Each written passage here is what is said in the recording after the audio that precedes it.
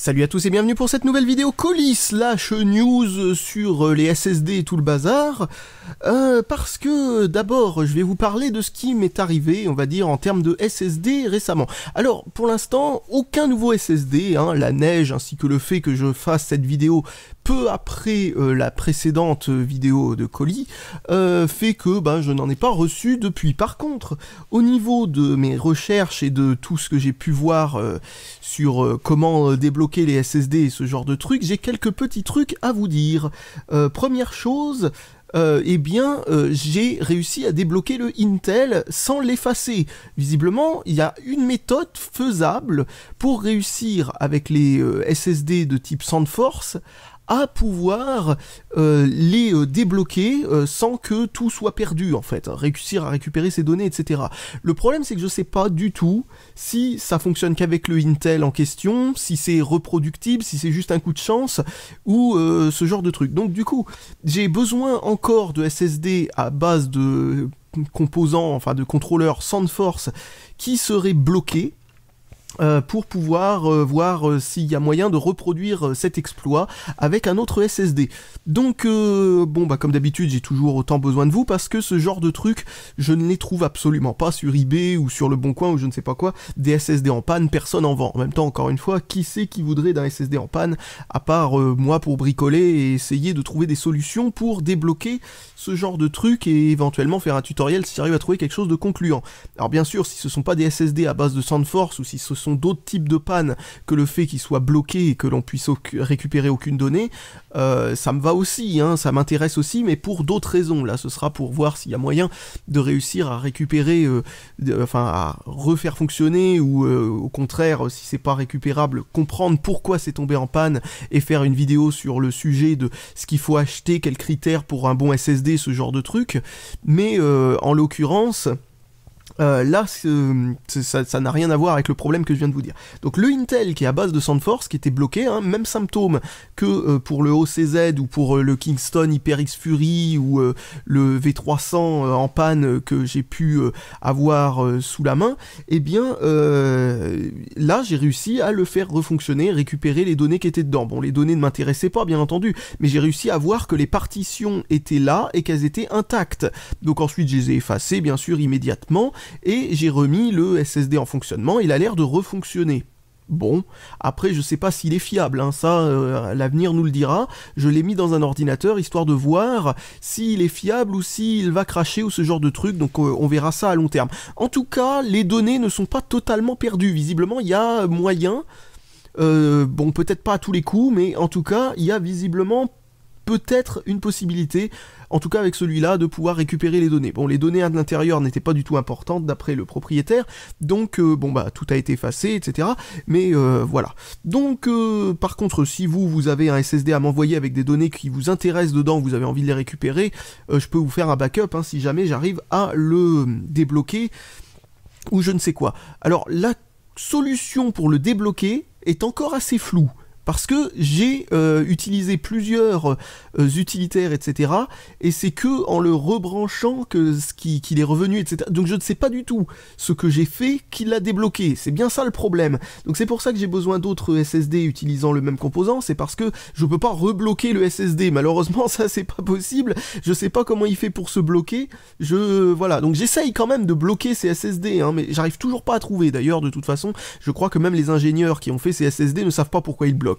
Mais bon, dans tous les cas, ce qui se passe, c'est que si j'en ai un nouveau bloqué, je vais pouvoir réessayer tout ça, et peut-être enfin mettre le doigt sur ce qui le débloque, en faisant étape par étape, etc. Et maintenant que je sais que comment il se comporte quand il se débloque, en fait, l'indice qui donne l'impression qu'il va se débloquer, je vais pouvoir essayer chaque commande une par une pour voir s'il y en a une qui a le potentiel, on va dire, de le débloquer, et ensuite faire une méthode pas à pas, pour essayer de comprendre ça. En tout cas, franchement, c'est pas facile. Donc voilà. Parmi vous, une personne deux personnes m'ont dit qu'ils allaient m'envoyer des SSD qui sont certains, ils sont à base de SoundForce, donc je vais pouvoir réessayer ça sur ceux-là. Et si parmi vous, il y en a d'autres qui ont des SSD à base de SoundForce complètement bloqués, qui traîneraient dans vos placards, n'hésitez surtout pas à me contacter. Donc voilà, on va pouvoir commencer et passer au colis, maintenant que mes news, on va dire, en termes de hacking de SSD sont passées. Donc tout d'abord, il s'agit d'une sorte de petite de sac, on va dire, rempli de... Oula, je viens de me prendre une écharpe de verre dans la main, qu'on m'a donné en main propre sur Paris, contenant je ne sais quoi, je ne sais toujours pas ce que c'est, ça doit faire au moins 1 an que ça m'a été envoyé, et je ne sais toujours pas ce que c'est, et dedans il y avait ceci, mon ancien téléphone. Un Honor, donc, que un spectateur parmi vous m'avait donné, pour que je fasse, pas forcément une vidéo dessus, parce qu'il m'a rien dit de spécial, mais en tout cas, c'était prévu que je fasse une vidéo dessus, et malheureusement, sur Paris, bah, il a pété, donc j'avais rajouté à l'intérieur, parmi ces trucs-là, il va falloir que je change l'écran, hein. Tout simplement, je compte le faire refonctionner parce que c'est un bon téléphone qui prend de belles photos et qu'en plus à l'intérieur de ce téléphone ça contient quelques photos que j'aimerais bien récupérer. Et comme j'ai pas activé je ne sais quoi qui permettrait de pouvoir le faire sans allumer l'écran, à ma connaissance en tout cas, je pense pas qu'il y ait moyen de faire ça sans allumer l'écran si ADB n'est pas activé ou je ne sais pas quoi, de toute façon en plus, bon bref, en gros... c'est le bordel sur ce téléphone, en tout cas, je pense pas que ce soit possible. Donc je vais tout simplement enlever l'écran, le remplacer, voilà, l'écran coûte pas cher, c'est juste qu'il faut le temps que je m'y mette. Ensuite, il y avait une enveloppe venant certainement d'un spectateur anonyme, à moins que ce soit... Attendez... Ah, d'accord. Un spectateur m'avait envoyé, il y a déjà un petit moment, une Cube i7. C'est une tablette, on va dire, tactile, chinoise, etc., avec une sorte de Core M à l'intérieur, etc., etc. Bon, elle marche plutôt correctement, mais le dock est tout pourri, etc. Et ça vaut le coup d'une vidéo d'ici quelques temps, uniquement pour le dock complètement merdique. Et... il avait oublié de me passer le stylet, donc voilà le stylet. Bon bah voilà, donc je suis content d'avoir le stylet maintenant. Donc voilà, et il m'a donné aussi avec Microsoft Train Simulator. Waouh, avec une sacrée pochette. Donc Microsoft Train Simulator, bon bah, ça va rejoindre ma collection de jeux PC de style stimulateur. Donc, je commence à en avoir quelques-uns, mais ça c'est uniquement grâce à vous. Ensuite, nous avons une lettre avec marqué spoil dessus, donc à ne pas lire. Par contre, il y a l'adresse de la personne qui l'a envoyé. Enfin, l'adresse, je veux dire, YouTube. Donc voilà un utilisateur un spectateur qui m'a envoyé tout ça et qui a une chaîne YouTube. Donc qu'est-ce qu'il y a à l'intérieur de ça? Donc première chose, cette petite chose qui est... Oh, j'adore ces vieilles machines. Un Arcos multimédia player machin chouette. Alors quelqu'un m'en avait déjà envoyé un il y a déjà un petit moment, ce n'est pas du tout le même modèle, pas du tout. C'est un 504 qui est démonté, donc sûrement en panne, je suppose, parce que sinon je vois pas pourquoi il aurait été démonté. Je suppose que le disque dur à l'intérieur est tombé HS, il y a moyen de le remplacer a priori, hein. Donc ah voilà, j'ai trouvé comment l'enlever. Oh purée, ça utilise un disque dur 2,5 pouces complet, ces trucs. Oh là là, putain, 40 gigaoctets, Hitachi Travel Star. Oui, disque dur complet, 2,5 pouces en parallèle à tâche. Je m'attendais à 1,8 pouces, moi, ou un truc comme ça. Waouh, purée. Eh bah purée, fallait le savoir, ça, hein. Oh là là là là là. Bon bref, donc si le disque dur est HS, je dois avoir ce qu'il faut pour le remplacer, et si c'est le reste qui est HS mais pas le disque dur, ben le disque dur peut, à mon avis, servir. La batterie est sûrement de ce côté-là, là, à plat, comme ça, dans l'épaisseur de ce truc. Et pour remonter ça, je suppose que ça se clipse comme ceci, et que ça se glisse. Voilà, c'est ça. Ouais, c'est juste ça, ça se glisse en fait, c'est vraiment très simple. Ça se... Bon bah... C'est vraiment bien construit. Franchement, les vieux Arcos, c'était de la balle, ces trucs-là, en termes de qualité de fabrication. Hein. C'était vraiment premium. Hein. C'était vraiment du bon, quoi. Rien à voir avec les tablettes Arcos maintenant, à mon grand regret. Ah bah tiens, je vais le remettre dans sa petite pochette. Et je lui trouverai quelques vis hein, pour réparer ça. Franchement, ça fait plaisir d'avoir ça dans la collection. Ensuite, une boîte de Samsung Galaxy J5. Samsung Galaxy J5. Et dedans, il y a un J5. Non. Si, c'est un J5 ça? Bon, ça ressemble à n'importe quel Samsung en fait, c'est ça le problème. Donc regardons s'il s'agit d'un J5. Peut-être que oui, hein, franchement, vu l'apparence du téléphone, c'est fortement possible. Oh, c'est impossible de savoir. Bon, si, pour une fois, c'est possible, vu la référence que c'est. C'est marqué SM-J500FN, donc je suppose que c'est pour J500 pour J5, donc 00 peut-être pour J5 première génération, je ne sais pas. En tout cas, voilà un téléphone sympathique. Ça m'intéresse de le réparer pour le faire fonctionner, tiens ça, parce que... Alors c'est quoi? C'est du AMOLED en plus? Oh bah c'est bien ça, c'est du bon écran. J'espère juste que le AMOLED lui-même est pas pété, parce que sinon ça coûte très cher de remplacer le téléphone. Bah, ce que je vais faire, c'est que je vais remettre la batterie, je vais rouvrir, hein, je sais pas pourquoi j'ai refermé. Voilà, regardons si la batterie a encore de la charge. Oh, la batterie a encore de la charge, donc on va pouvoir voir si l'écran est encore capable d'afficher un truc ou pas. Ouh, l'écran a l'air d'être complètement naze. Ouais, l'écran est mort, visiblement. Ouais, visiblement, l'écran est mort, parce que quand je branche et que je débranche, j'entends le bruitage, il n'y a rien qui s'affiche. L'écran est un AMOLED et il est complètement HS. Ça, c'est bien dommage, parce que pour remplacer un écran AMOLED, ça coûte généralement assez cher, mais c'est pas grave, je vais garder ça de côté, parce que ça peut toujours servir. Bon, on sait jamais, hein, peut-être que j'en trouverai un avec un écran qui fonctionne mais pas le reste, ou que bah, d'ici quelques temps, il y aura peut-être des prix convenables là-dessus. D'ailleurs, c'est peut-être déjà le cas, parce que j'ai remarqué que les AMOLED bas de gamme, on va dire, ont vachement baissé depuis que Samsung a inventé l'AMOLED incurvé. Les AMOLED non incurvés, enfin voilà quoi, ils ont vachement baissé de prix parce que bon, ils se sont sûrement dit que maintenant ils ont un autre argument marketing que l'AMOLED tout court. Et donc bon voilà.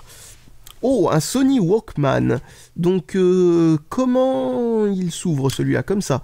C'est un baladeur cassette, hein, bien entendu, d'époque, hein, tout ce qu'il y a de plus banal à l'époque, mais ça fait un petit moment que j'en avais pas vu. Il fonctionne à pile, hein, bien entendu. À l'époque, on n'avait pas encore inventé les batteries et tout ça. Donc, il y a moyen de pouvoir enlever le clip, si on veut, en tirant dessus, a priori. Voilà, comme ça, bon. Si on n'a pas besoin du clip. Et, bah voilà, c'est juste un baladeur cassette, hein. Vous appuyez dessus, ça tourne, etc. Il y a une petite courroie dedans, donc s'il marche pas, il y a de grandes chances que ce soit le fait que la courroie n'entraîne plus les... je sais pas comment on peut appeler ça, les poulies, enfin bon, peu importe. Donc, voilà, bah ça c'est vraiment du matériel qui commence à devenir du matériel de collection, hein. Un petit téléphone portable, sûrement 2G d'époque, de marque Triumph, je ne connais pas du tout, c'est la première fois que je vois ça.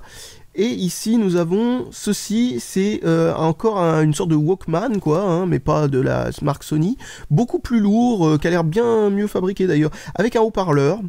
Tiens, ça c'est une idée originale.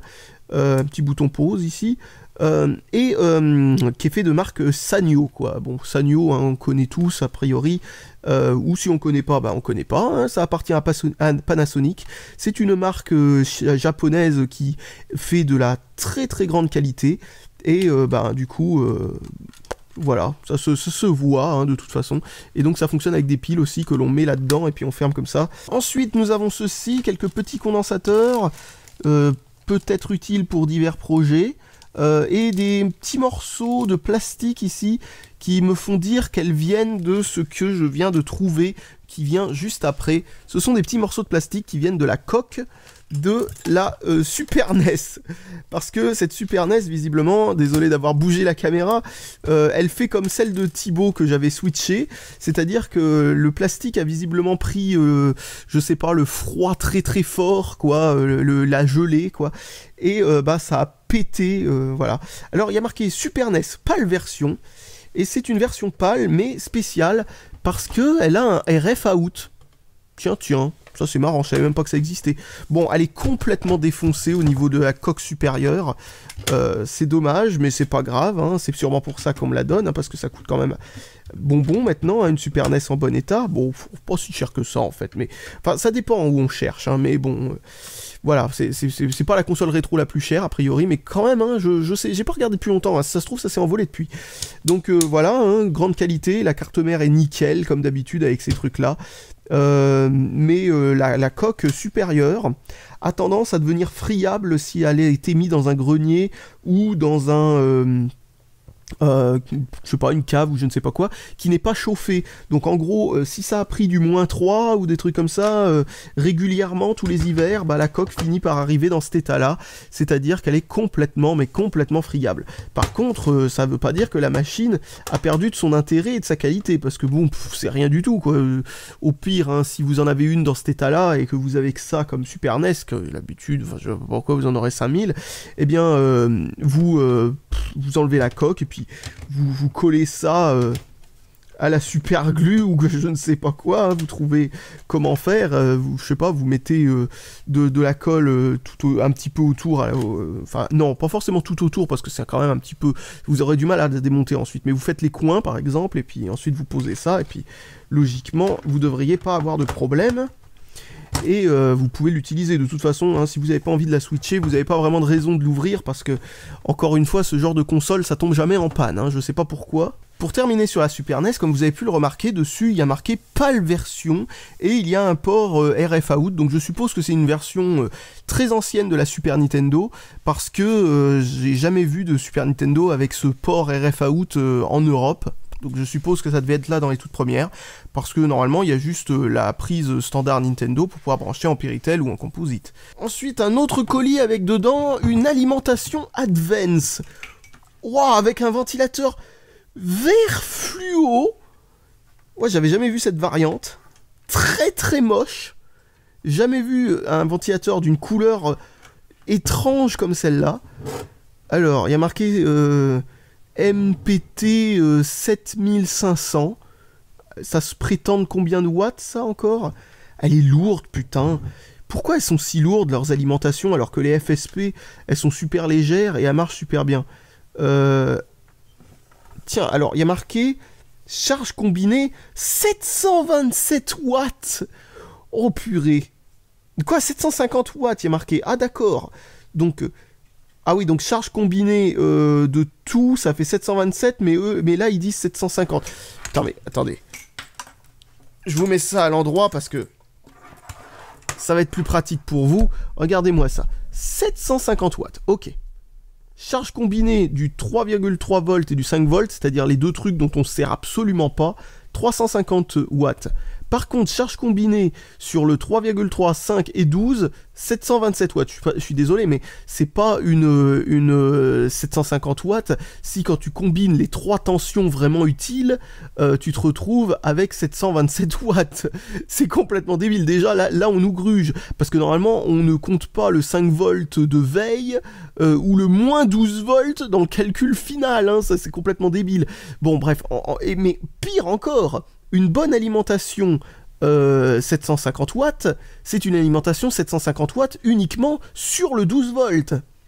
C'est-à-dire, en gros, sur le 12 volts, bon, disons que il y a marqué 750 watts, et quand on combine tout, si on combine que le 3,3 et le 5 volts, vous obtenez peut-être quelque chose d'énorme, mais en gros, si vous combinez tout en même temps, vous obtiendrez bien plus que 750 watts, parce que, en gros, vous aurez par exemple 700 sur le 12 volts, et sur les autres, vous pouvez tirer en moyenne 50 watts, grand maximum, etc.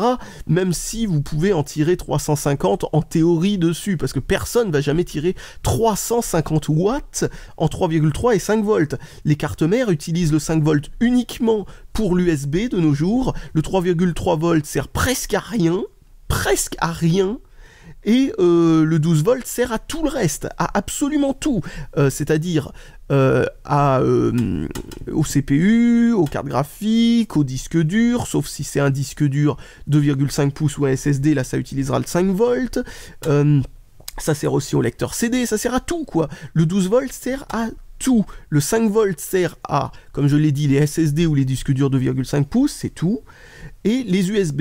Et le 3,3 volts sert presque à rien. Donc en gros, avoir 42 ampères, bon bref, j'avais fait une vidéo dédiée à ça où je disais exactement la même chose, mais c'est vrai quoi, c'est complètement inutile. Qui va sortir 42 ampères du 3,3 volts? Il faudrait brancher quoi là-dessus? Je sais pas. Alors que dans la carte mère, sur le 3,3 volts, il y a peanut de brancher dessus. Le 3,3 volts ne sert presque plus du tout. Donc voilà, et le 5 volts, alors là c'est pareil, un 50 ampères, qui va sortir 50 ampères du 5 volts de nos jours? Je veux dire, si vous combinez je sais pas combien de SSD ou de disques durs 2,5 pouces ensemble, vous obtiendrez même pas, allez, 3 ampères grand maximum, plus ce qu'il y a en USB et tout ça, allez, au grand maximum 5. Mais 50, vous aurez jamais ça. Par contre, le 12 volts, 2 fois 40 ampères, ça, enfin 2 fois 20 ampères pour obtenir 40 ampères, je suis même pas sûr que cette alimentation en soit capable de toute façon. Hein, je suis sûr qu'elle pète avant, mais ça, par contre, c'est totalement possible de pouvoir sortir ça, parce que avec un bon gros processeur overclocké et une seule grosse carte graphique, voire deux, là franchement, le 12 volts. Donc si vous achetez normalement une vraie 750 watts, vous n'avez aucun problème à pouvoir brancher 2 cartes graphiques énormes et l'un des plus gros processeurs du monde. Sauf et overclocké à fond avec des tensions de fou, enfin des trucs comme ça quoi, vraiment gaspiller l'électricité le plus possible. Là, vous ne pourrez pas, parce que de toute façon, en plus de ça, vous avez 2 rails 12 volts. Donc en plus de ça, ça veut dire que si vous en utilisez une à 12 ampères, l'autre, vous ne pourrez pas l'utiliser à plus de 20 ampères non plus. Donc c'est pas une rail commune de 40 ampères. Vous serez obligé de faire gaffe à ne pas dépasser... Enfin bon, bref, c'est n'importe quoi. Bon, dans tous les cas... Alors, jaune strié de noir. Jaune strié de noir égale rail numéro 1. Et ce jaune tout court égale rail numéro 2. Donc, tout sort par la rail numéro 2, que ce soit pour le processeur ou les cartes graphiques. D'accord. Et c'est quoi la rail striée de noir, du coup? C'est laquelle? Il y en a pas, c'est ça? Non mais, sans déconner, ils se foutent de la gueule de qui? Il y a marqué rouge/noir égale V2 et rouge et jaune, enfin je veux dire jaune/noir et jaune tout court égale l'autre. Elles sont toutes jaunes. Elles sont toutes jaunes, unies. Comment on peut savoir laquelle est quoi? Bon, bref, en gros, en plus, ils ont mal fait leur boulot pour le code couleur du truc. Bon, c'est de la merde, c'est pipoté, c'est que de la connerie. Cette alimentation ne sert qu'à être explosée, donc. Ensuite, nous avons des disques durs, visiblement. Ah bah, pas de SSD, mais par contre des disques durs. Donc un vieux Western Digital Caviar 200, non? Oui, c'est ça, Western Digital 200 Caviar, bon, bref, peu importe, dans quel ordre ça se dit, en IDE parallèle ATA, 20 gigaoctets, ça me rappelle des souvenirs, mon premier disque dur sur mon premier ordinateur fixe était un 20 gigaoctets, franchement, on pouvait stocker énormément à l'époque hein, sur ça, maintenant c'est un petit peu ridicule, mais à l'époque, on se demandait pourquoi on aurait besoin de plus de 20 gigaoctets en fait. Et là, des jeux PSP, dis donc, Test Drive, Burnout Dominator, tiens, il faudra que j'essaye, et Little Big Planet, que je crois qu'on m'a déjà donné. Ah mince, oups, ça devait sûrement pas être encore publié la vidéo où on le montrait. Ensuite, nous avons ceci. Oula, alors ça, c'est un pavé numérique, mais avec le câble le plus cheapos du monde. C'est fait par Advance ou quoi? Non, c'est fait par Centurion. Purée, mais le câble est tellement fin! Tellement fin. Est-ce qu'en raclant comme ça, oh purée, je suis sûr qu'en foutant un coup d'ongle assez fort dedans, on arrive à dénuder le truc. Oh, c'est vraiment... Ouh là là là, putain. Câble rétractable. Hop, voilà. Sauf que ça marche pas comme d'habitude, parce que, comme d'habitude, le problème avec ces câbles rétractables, c'est que ils ont tendance à se décaler sur la longueur du fil. Voilà. Donc il y a moyen de recaler si on y arrive. Donc c'est toujours pas recalé comme il faut. Hop, je rouvre à fond. Ouais, il faut ouvrir à fond et ensuite, tac, on peut caler comme ça. Voilà. Donc maintenant, essayons de voir si c'est bon. Maintenant, c'est du mauvais côté. Ces câbles sont chiants. C'est la galère. Voilà, là c'est plus ou moins mis comme il faut. Enfin voilà, bon bref, un petit pavé numérique. Oh, avec un rehausseur d'une qualité phénoménale. Regardez-moi ça. Waouh. Avec le petit bout de fil de fer de merde. C'est incroyable. C'est du grande qualité. Ensuite, une petite souris de marque Amarina. C'est la première fois que je vois ça. Ouais, c'est en métal et tout. Bon, je sais pas si elle marche, mais... Oh là. Ah ouais, non, c'est normal, ça. Le métal dégorge du plastique. Ouais, d'accord.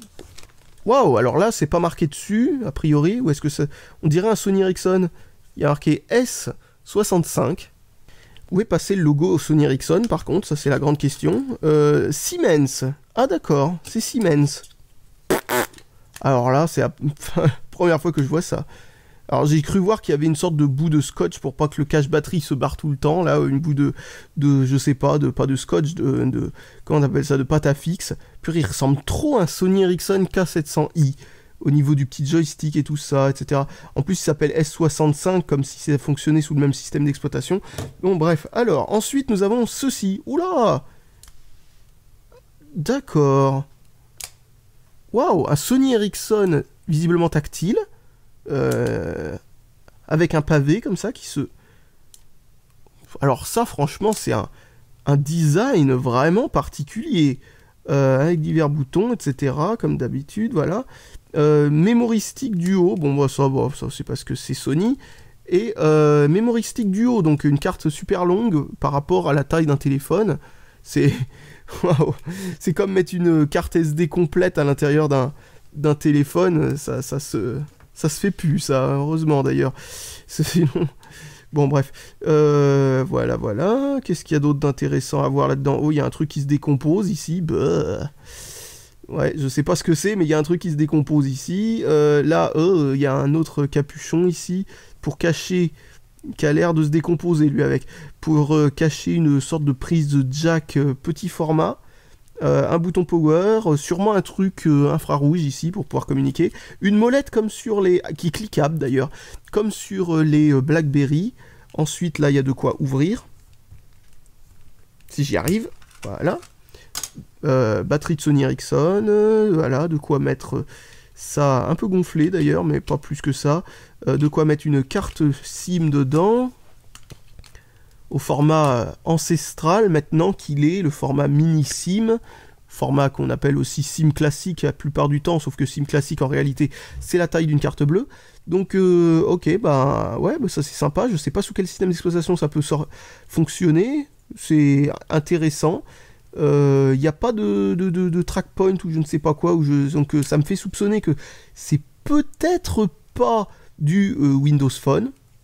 Enfin, du Windows mobile, machin chouette, enfin, pas Windows Phone, hein, mais l'ancêtre de Windows Phone, c'est-à-dire Windows CE avec une surcouche tactile. Donc voilà, bah, je sais pas du tout comment c'est fait, je connais pas ce modèle. Voilà, intéressant. T-Mobile en tout cas, hein, c'est pas acheté en France visiblement. Un petit Nokia, enfin je dis petit de manière assez ironique, parce que putain, quelle grosse brique. Un Nokia avec un gros... Putain, l'écran complètement pété. Mais complètement pété. C'est assez beau. D'ailleurs, il y a de l'espace hein, entre la vitre et le vrai écran derrière. Si on veut réussir à péter le vrai écran derrière, faut y arriver, quoi. Et il a l'air de pas être pété, en plus, l'écran derrière. C'est bien. Donc le téléphone doit être encore fonctionnel. C'est un Nokia avec la fameuse batterie BL5C qu'on trouve dans certaines contrefaçons d'iPhone. Purée... complètement gonflé d'ailleurs ici, c'est pour ça que le cache était pas vraiment fermé quoi. Voilà. Bon, ensuite il me semble qu'il y a un dernier truc. Il y avait un ticket de caisse de Leader Price, mais ça je pense pas que c'était pour le colis, ça je crois que c'est lui qui a oublié ça dans dans un truc sans le vouloir. Donc ensuite qu'est-ce que c'est que ça? C'est un Nokia avec un slot pour une carte je ne sais quoi, une sorte de format de stockage, avec une sorte d'appareil photo qui devait a priori, vu la taille du truc et vu comme c'est mis en avant, être quelque chose d'énorme pour l'époque, mais c'est 1,3 mégapixels uniquement, donc ça doit être assez ancien, et ouais, un design sympathique on va dire, avec le clavier qui est très facile à utiliser si jamais on est un adepte du je clique plein de fois sur les boutons pour obtenir les lettres. Moi personnellement ça m'est passé, hein, cette envie d'utiliser ce genre de téléphone. Bon bah voilà, un autre téléphone qui va rejoindre la collection de téléphones non smartphones que j'ai. Un de ces jours faudra que je fasse un petit tour là-dedans. Ou si ça intéresse des gens, je sais pas, des collectionneurs ou je sais pas quoi, j'en ai quelques-uns sûrement que... voilà. Bon, qu'est-ce qu'il y a marqué dessus? Parce que j'arrive à lire quelque chose qui a été écrit en vert, comme ça. J'arrive pas à lire. Disque, 20 gigaoctets. Alors, j'arrive pas du tout à lire le premier truc. Du tout. Bon, bah, c'est pas grave. En tout cas, dans tous les cas, moi personnellement, j'aurais pas eu besoin de l'écrire étant donné que Western Digital Caviar, ici, 20 gigaoctets. Pour une fois, c'est très clair sur ce disque dur. On sait parfaitement la capacité, le modèle, le type de disque dur. La date même est très facile à trouver, marqué 2001. D'ailleurs, ça date de la même époque hein, que l'ordinateur en question dont je parlais, mon premier ordinateur neuf que j'ai eu, qui est voilà, 20 gigaoctets, etc. C'était peut-être un Western Digital de genre là d'ailleurs. Oh putain, avec le bout de plastique qui est pété ici. Bordel de merde, ça me rappelle des souvenirs, ça j'en avais un où le bout de plastique était pété lui aussi de la même façon. Pourquoi le bout de plastique pété sur cela? Sûrement parce qu'il est un petit peu trop près de la molex, alors quand on l'enlève, paf, ça pète le bout de plastique parce qu'on tire dessus et on peut tirer un peu en diagonale comme ça. Je sais pas, mais j'avais exactement le même problème sur un de mes disques durs il y a très très longtemps dans mon enfance. Quelqu'un l'a retrouvé dans les poubelles ou quoi? C'est mon disque dur? Non, je déconne. Mais sans déconner, c'est dingue de voir exactement le même problème. Je pensais que ça aurait été un truc vraiment particulièrement rare. Mais non, visiblement, ils avaient une petite défaillance sur le plastique ici. Avec le petit jumper, là, il est en Cable Select, CS, c'est-à-dire qu'en gros, l'emplacement sur le câble, première prise ou deuxième prise, choisit si c'est un master ou un slave. Je déteste cette fonction-là, donc je le mets en master. Vous savez, vous avez master, slave, ou PM2, ça c'est un truc à mettre en plus de master et slave, hein, ça n'a rien à voir. C'est très certainement pour pouvoir désactiver des fonctions dans le disque dur, mettre une compatibilité différente, genre par exemple il y avait peut-être des BIOS qui étaient bloqués au maximum à 12 gigaoctets, bah peut-être que ça permet de le bloquer à 12 gigaoctets ou ce genre de truc, enfin peu importe. Enfin bref, en tout cas, c'est des petits configurateurs comme ça. Moi, je me rappelle que j'avais justement un Western Digital sûrement à peu près de la même époque où quand je mettais un jumper au bon endroit, eh bien il fonctionnait, mais quand je le mettais pas, il fonctionnait plus, quelle que soit la carte mère, parce que visiblement il devait avoir un problème, mais quand je mettais le jumper, il faisait moins de la capacité qui était écrite dessus, et ça permettait de le faire fonctionner. Il fonctionnait de manière fiable, c'est étrange, un disque dur semi-HS, mais qui fonctionnait de manière fiable, en lui faisant ignorer une partie de sa capacité. Enfin bref, ou en le faisant tourner à une vitesse plus lente, je sais pas, peut-être que ça le forçait aussi à le mettre en mode PIO au lieu de le mettre en UDMA ou des trucs comme ça, enfin bref, des trucs qui parleront sûrement que aux anciens qui ont connu la période de transition pour ces trucs-là et qui ont fait attention, hein, donc qui étaient suffisamment... parce que c'est ce que je viens de dire, là c'est un truc que si on s'y est pas intéressé, on sait même pas que ça existe, c'est en gros une façon de communiquer via le port IDE, dans les deux cas c'est toujours le port IDE, mais... il y a plusieurs moyens de communiquer derrière, quoi, avec. Donc, voilà, je pense ne plus avoir quoi que ce soit à dire là-dessus, donc je vous dis salut à tous, et à la prochaine!